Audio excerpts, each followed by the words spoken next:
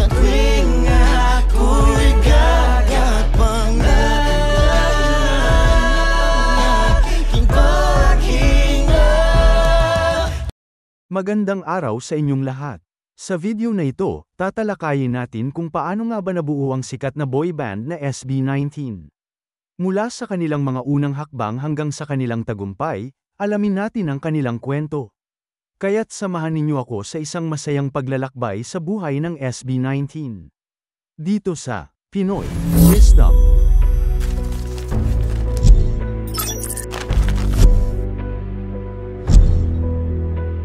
Ang SB19 ay binuo sa ilalim ng pamamahala ng Shobe Philippines, isang subsidiary ng South Korean company na Shobe.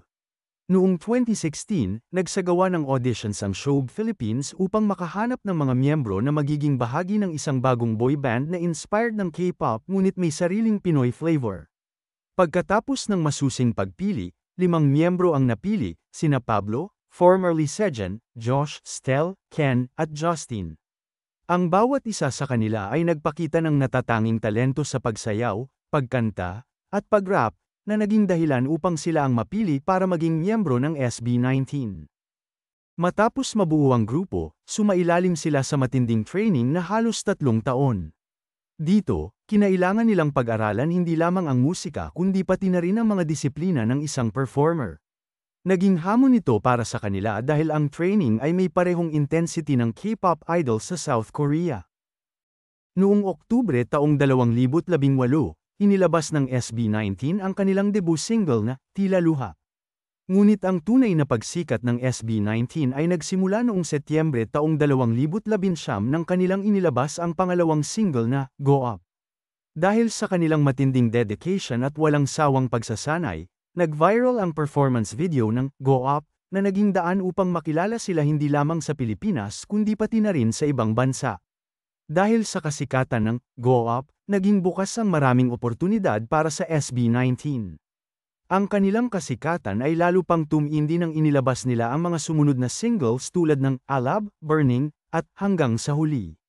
Isa sa mga pinakapamosong achievement ng SB19 ay noong sila ay naging kauna-unahang Filipino act na nakapasok sa Billboard Social 50 chart, isang malaking karangalan hindi lamang para sa kanila kundi para sa buong industriya ng musika sa Pilipinas.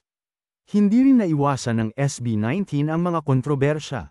Isa sa mga naging malaking issue ay ang di umano'y pagkakaroon nila ng isang love team sa loob ng grupo, na agad namang pinabulaanan ng mga miyembro.